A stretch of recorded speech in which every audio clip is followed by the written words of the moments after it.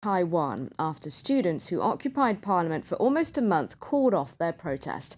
It was sparked by a trade deal with China, which still considers Taiwan as part of its territory awaiting reunification. Opponents fear the pact could give Beijing even more influence over Taipei. Part of the Sunflower Movement, the protesters agreed to leave after being made promises by the head of Parliament. Shannon Van Sant reports.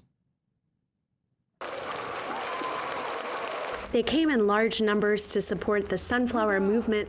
They had occupied the parliament for 24 days straight to protest against mainland China's influence on the island. Many seemed tired and emotional.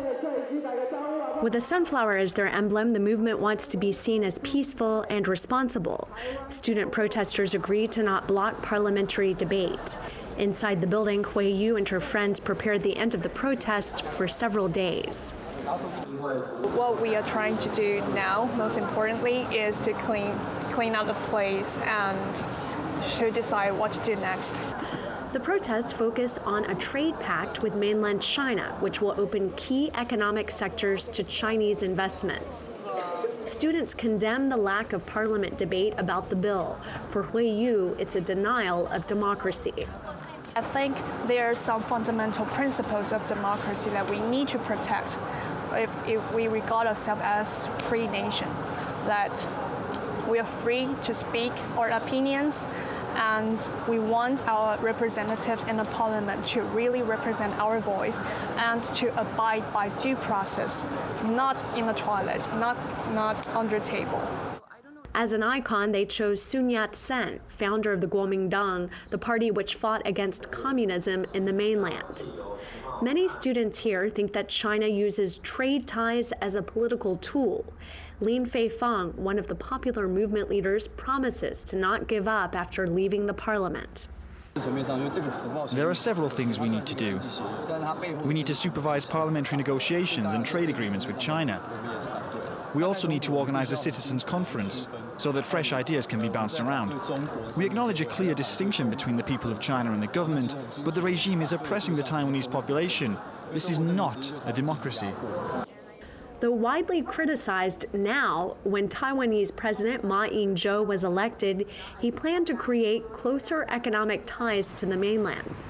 State trade unions say the last agreement is positive for Taiwanese workers. The Taiwanese economy works outside the boundaries of the island because we live in a globalized world. Trade agreements like this will increase job opportunities and employment in Taiwan. They will also lead to increased salaries. Beijing supporters organize opposition to the sunflower protest. Their most high-profile leader is a former gangster and triad boss, Chang An-le.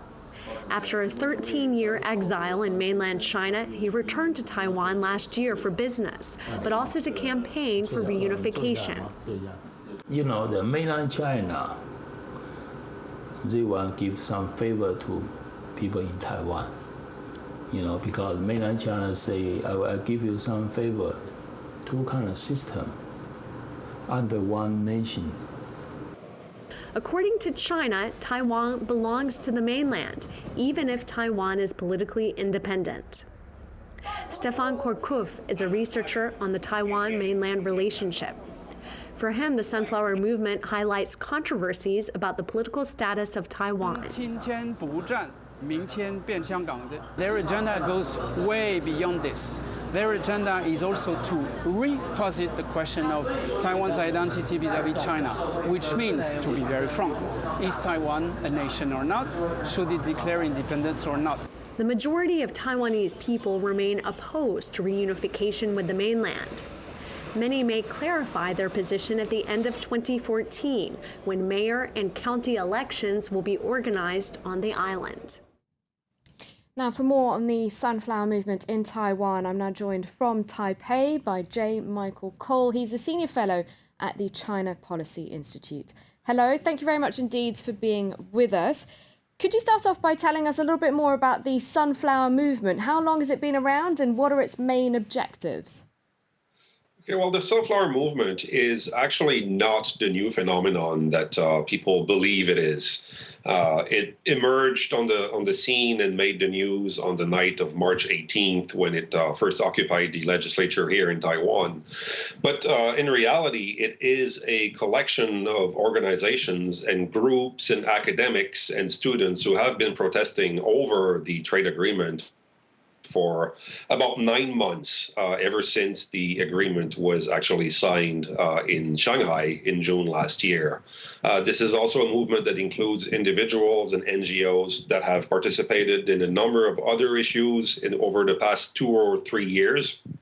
This is where they cut their teeth. This is where they gained experience. And this is where they also learned the limits of accountability of the Ma Ying-jeou government here in Taiwan. Now their focus has narrowed onto the cross-strait services trade agreement, arguing that it was signed and negotiated behind closed doors. So this is why they say this is a black box agreement. And they also articulate the fact that it has not been properly reviewed by the legislature here. So the agreement was the spark that lit the prairie on fire, if you will. But ultimately, their protest movement is a much larger than just on the services trade agreement. It is ultimately about government accountability and the limits that Taiwanese are willing to impose on their government when it comes to negotiations with China, which could have an impact on their way of life, something that we have seen in Hong Kong for several years. So it's as much about changing the political system as it is about countering Chinese influence? Absolutely, absolutely. I mean, the greatest threat to Taiwan's way of life is China, but the movement here is saying that if we want to be able to trust our government to negotiate on our behalf with an authoritarian regime that does not even recognize our sovereignty, we need to make sure that the mechanism of government works properly. And there were several issues over the past 2 years, again, as I mentioned earlier, where the government, unfortunately, did not meet the standards of democracy. So those people are saying, if we cannot deal with the government on issues like forced evictions or home demolitions or nuclear energy and all that, how can we possibly trust it to negotiate with China behind closed doors when negotiators tend to serve the narrow interests of very few people on both sides of the Taiwan Strait? So what did the protesters who occupied Parliament achieve? I mean, how significant is it that they were made promises by the Speaker of Parliament? And are those promises likely to be kept?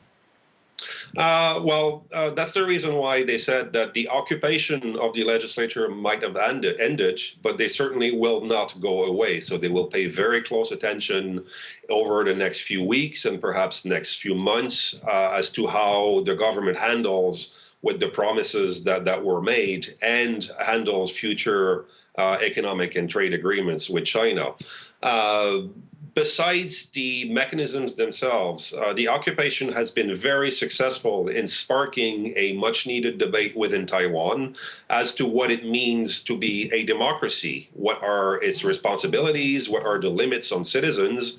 But also how the government is supposed to operate in a democratic system when, again, it faces the challenge of negotiating with a country that is anything but a democracy. So this is a very needed, very useful corrective. This is the emergence of people who are representatives from different sectors of society, and they are all coming out as one, and basically saying we need to sit down with the government, we need to sit down with our legislators, and perhaps reassess how this whole system operates and needs to deal with cross-strait agreements and future economic agreements with other countries. So there is this emergence of a civic nationalism, if you will, that is very, very much anchored in democratic values and in ideas of liberalism. So they've got a debate going, and they've certainly managed to grab the public's attention. But how supportive have opposition parties been of this movement? The main opposition party, Democratic Progressive Party, was a bit of a latecomer when it comes to harnessing the social forces that eventually led to the Sunflower Movement.